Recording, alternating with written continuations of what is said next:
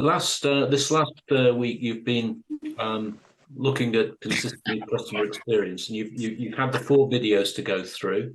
Have you both had a chance to do that? I'm still working through some of those videos. Okay.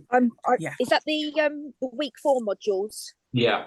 Yes, I've done them. They're about customer loyalty and retention and testimonials. Cool. Okay. All right. So we'll come on to those in a minute. Quickly, what have your wins been for the last week? Let's do it verbally because there's only 4 of us in the room at the minute. So. Louise, do you want to go first, or should I? No, please go. You can go. Okay. Well, I would say probably doing quite a bit of networking, which has been really exciting. Just being able to get some new contacts that are like-minded, and doing a lot of the work within the domain I'm trying to move forward in. So that's been exciting, and that's kind of helps me refine the direction that I'm going business-wise as well. Yeah. Okay. Cool. Thanks, Sarah. I think mine is more. I keep going back to this less is more thing, but I feel like I'm clearing the decks each week. I'm kind of, rather than adding things to do, I keep taking things away, and I don't know whether that's a good thing or not. But I feel that each week or each day, each week, I'm getting clearer on my ideal market, my strategy of the way I want to go forward, clearer on my planning, how I'm using my time. So I think my if I was to clarify my win, it is the clarification of clarity. Good. Yeah. Absolutely. The more we become focused in on where we want to go, the more likely we are of achieving. Yeah, that's great. Big win. If this process is just taking you in that direction, then brilliant. It's serving its purpose. Thank you. Cool. Okay. All right. So what have the key learnings been so far from the videos, from the material this week? I think I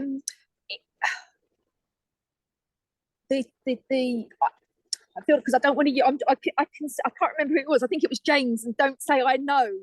And I was about to say I know something, but it's I do know, and I'm going to say it. I do know about the use of testimonials, and the power of use in there. But I think on some of it, it's okay to know, but it's actually, are you then doing it?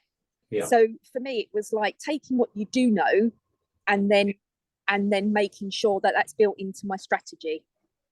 Yeah.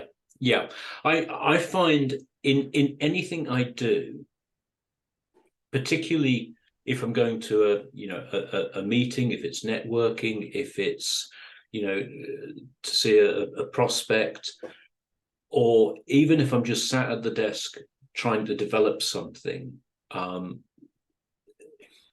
having 3 key bullet points written down as a focus area just always keeps me in shape. And I always go for 3 because 3 written down, it might just be 3 words. 3 is an easy number to remember. It's an easy number of things to remember. If you're trying to remember 5 things or 10 things, you haven't got a prayer. 3, pretty straightforward. So, it might be, if you're going to see a customer, and some of your learning from the process is, okay, I want to make this about them, then that's a bullet point. About them. Prospect, it's about them. Customer, it's about them. And you just have those bullet points written down, and you look at them before you start the meeting or the session, and it shapes who you are. Often when I'm presenting, I will have the word calm written down. Just be calm, Tom. Because if I'm calm, I present better. If I'm a bit too excited, I'm going to get a bit carried away with it all, But 3 words is a really powerful tactic for I like that. wanting to do. Thank you. And so sometimes, you ask yourself the question when you go into a meeting: who do I need to be in this meeting? Yeah. I'm going networking. Who do I need to be? What are my 3 words? And you can just then keep checking in on yourself as you're, going through that process. Okay. So I think consistency of customer experience. I mean, there was four videos. The first one is about, know, like, and trust. Pretty straightforward. Well, we want the customer or the prospect to know who we are and what we do. We want them to like us. We want to be likable, and we want to build trust with them. I'm going to come back into that in a moment. The value of feedback. Net promoter score is a good thing, but before we get to that, let's start. Let's always ask for 5-star Google reviews. You won't get them unless you ask for them. And one of my clients, every job he does, he's got an automated system. So the invoice goes out from Xero, and that is then followed by an automated email, which just says, thanks for the business. If you think we've been great, would you mind giving us a review on Google? And just to make it easy, here's the link. And that's it. Nothing more complicated than that. Bit cheeky. He is a cheeky sort of chap, but that works, and that's that's going to build your reviews. Can I just ask a question, Tom? So what? Because that's actually been something I've been dealing with presently in terms of just reaching out to previous clients or people I've worked with for reviews. And what do you do in those situations where it has been a little bit of time, and during that time I've been building the Google business page? How do you deal with that timescale issue in a way? Be cheeky. Just go and ask. What's the worst that can happen? If they've had a good job from you, what's the worst that can happen? They don't answer. Well, yeah, they just, they don't answer, or they say no, but just be cheeky and ask. Being cheeky gets you an awful long way. I mean, I spent a lot of time in Yorkshire, and there's a great saying up in Yorkshire: shy bairn gets nout. The shy child that doesn't ask for, they don't get. Shy bairn gets nout. It's really, so Google reviews, ask for them. Okay. So feedback, definitely a good point. And always think about, what is the value of that customer to you?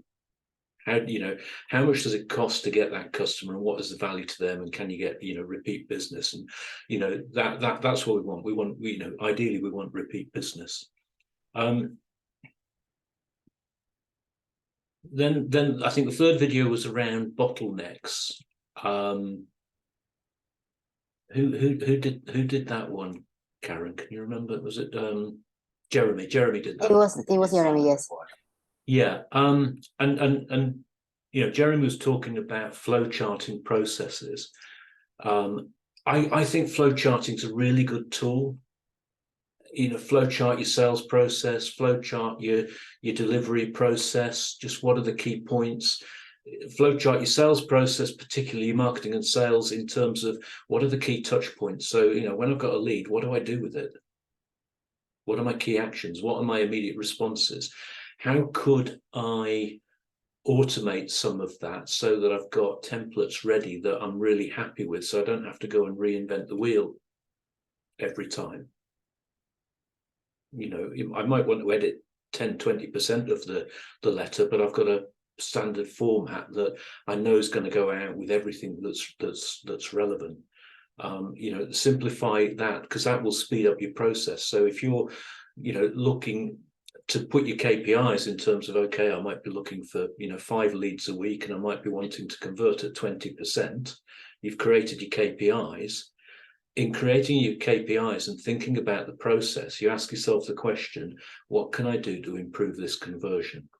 What are the touch points that I can put into the process that are not going to irritate the prospect, but are going to make them, more aware of me and how we do this, give me a better chance of converting? And how can I automate or template a lot of that so I'm not reinventing the wheel every time? So I'm saving time. And if I'm saving time, then I can process more. So always think about, draw it out pictorially. When we look at a picture of something, it gets much easier to understand. When we're sitting there with a load of problems in front of us that we can't pick through, it's very hard. So, draw it out, get a flow chart set up for anything that's causing you problems. And then Simon was talking about managing suppliers. I'm not sure, is that relevant to either of you at the moment? It will be, because there will be people that will be supplying services to us and for us going forward. So yeah, no, I like that bit. Okay. Yeah. I'm going to add a little bit to that. Suppliers, clients, employees, kids, dogs, right? All five. Yeah. You will get what you tolerate. Always remember that. Kids, we have to set the boundaries. If we don't set the boundaries, kids, they're all over the place. Dog, if a dog isn't taught how to behave, it won't behave. Clients, employees, and suppliers, they're all the same. You will get what you tolerate. So think about what your boundaries are. Louise, was it you talking about a client who was irritated because you couldn't service them? You were driving on holiday, or was that somebody else in the group? I don't think so. No, okay, somebody else in the group. And I thought, okay, that's all about boundaries. How do we set the boundaries, and how do we set our clients' expectations, and how do we set our suppliers' expectations? So always be clear about that. And that's what Simon's talking about. He's talking about getting a decent supplier agreement in place so that everybody's clear. It's, if you bring an employee in, you'd have an employment contract. If you're bringing a supplier in, why would you not have a supplier contract? And then everybody's clear about their place in that agreement. So I think that's really good thing to reaffirm. But generally, think about setting boundaries through agreements. We do it with employees, but then we've got to enforce those boundaries. We do it with but we need to do that with clients as well, and suppliers as well. Okay. But it's another action coach that I stole that saying from. You will get what you tolerate. It's a brilliant saying. And if you tolerate bad behavior from your kids, what happens next? You get more bad behavior. Everybody pushes the boundaries. So, just be clear about your boundaries. Okay, so what actions have you got coming out of this week? It's only you, Sarah. Now you're in the spotlight. It's great that you actually brought up the matter of service-based agreements, because that's something I have been really intentionally looking into in terms of finding the best way to go about that, especially with also because I have been working with some freelancers on and also some new people that I've been getting in contact with. So definitely a little bit more strategizing and planning relating to getting those agreements and being very clear and crisp and clear about our intentions from the very start. Especially because I have experienced some situations where sometimes not being clear enough or being too accommodating has, sometimes given room for bad behavior. So, yeah. So in your case, if you're working with a private client, let's say you're,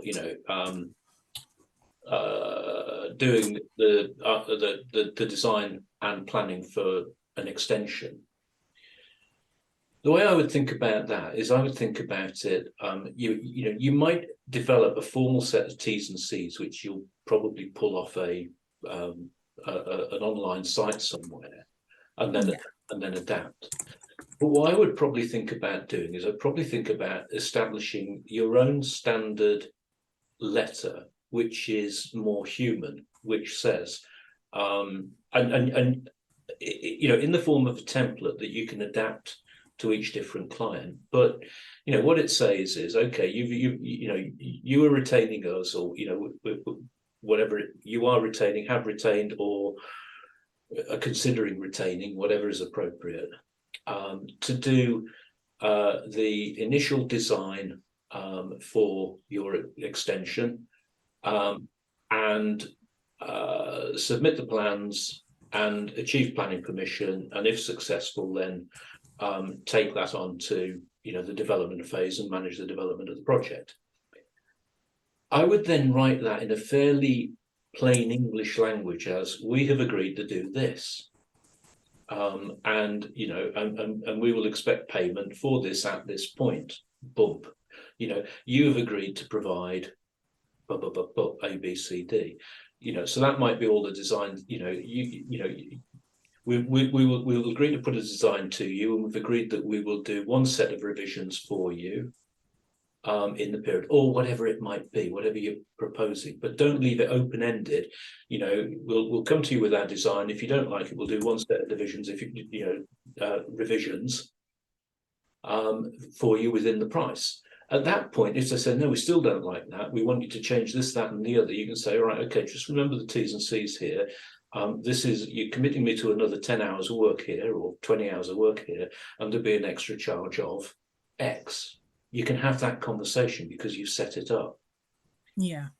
Okay. As an architect, at the point that you make the planning application, you should always collect your fees. That sort of thing, and you make that clear. But again, you just write that through in plain written English and make sure it's it's clear, and then you can have a set of downloaded T's and C's legally that tie into that at the back, and that can be appended as well. But there's a written English explanation. Yeah. Okay. Makes you much more human and much easier to buy. Yeah. Yeah. And everybody knows what they're buying. Okay, so Louise, can I bring you back in on that question? What are your top 3 actions then for developing your consistency of customer experience?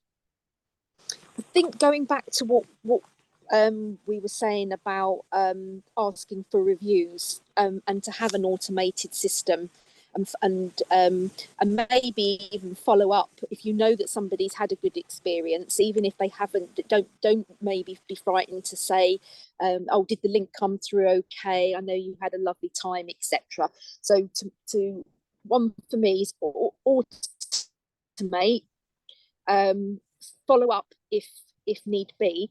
And then I lost the signal again, but coming back to the processes, flowchart the processes.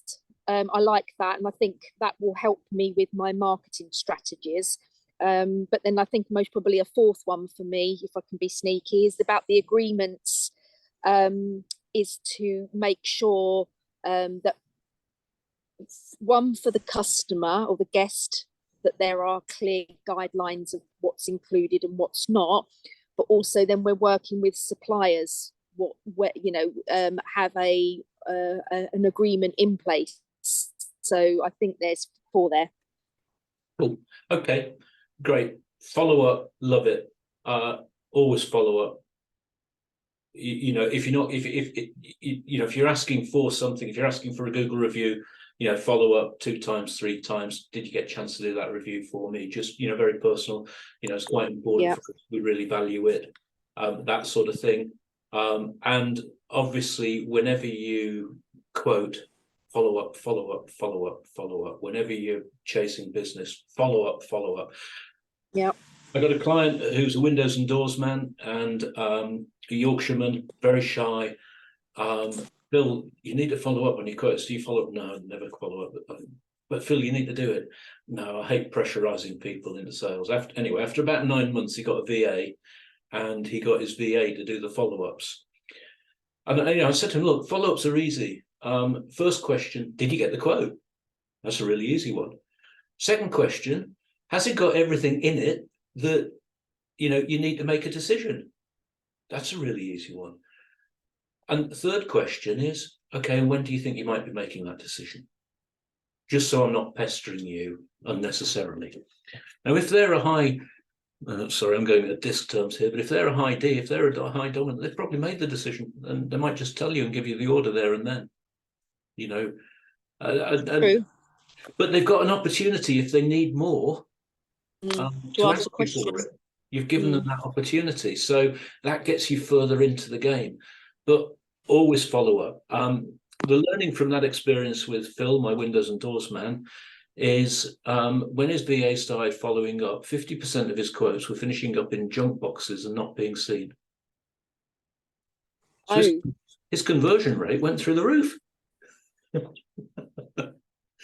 So always follow up. Always follow up. And those are your 3 questions. Nothing more complicated than that. Did you get it? Do you need anything else? Okay, so I don't pester you unnecessarily. When might you make a decision? That is a process that'll seriously, excuse me, that will seriously increase your conversion rate. That process.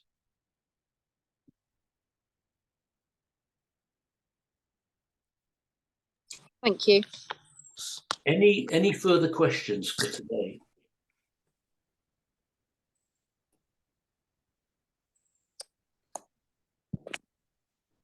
Right, you're too slow then. What are your 3 Yeah, I think you've covered everything, Tom, really. And I think I really did like what you did mention in terms of how to be incremental about the follow-up stages. Yeah, just to apply a format. So that was really helpful. 3 questions. You need to put those questions in your words, but 3 questions. But that's the principle. Did you get it? Have you got everything you need to make the decision? When you're going to make the decision? But in your words, nice and gentle and polite, and as you do it, But that's the principle behind it.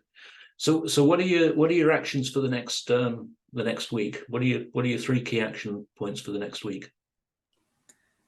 Following on from what Louise also mentioned earlier, I think definitely for me also, it's taken a little bit more thought into dealing with contracts for vendors, which I think is a key issue, because we do usually spend a lot more focus on people who are providing internal services or clients, and not really spending as much time in making sure that there is that same level of clarity working with vendors and suppliers. So that is also something that I'm also trying to have a think about as well in this coming week, as well as the reviews and some of the earlier things we spoke about. Okay, yeah. So next 10 minutes, write down 3 bullet points of things you're going to achieve by this time next week, and then stick them on a post-it note and stick them where you've got to look at them every day.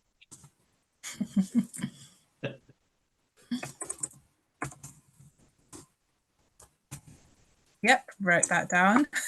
Cool, great stuff. Who's on next week, Karen?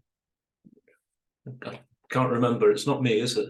No, it's not you. If I'm not wrong, is Justin. Justin. If I'm not wrong.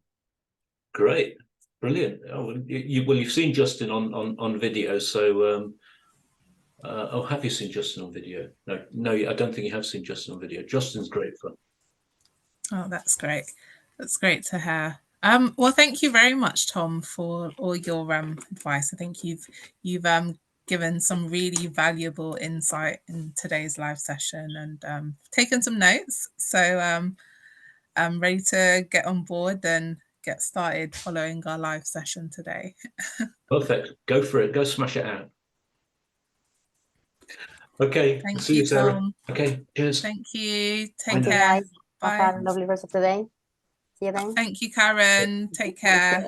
See you later. Cheers now. See Bye. you.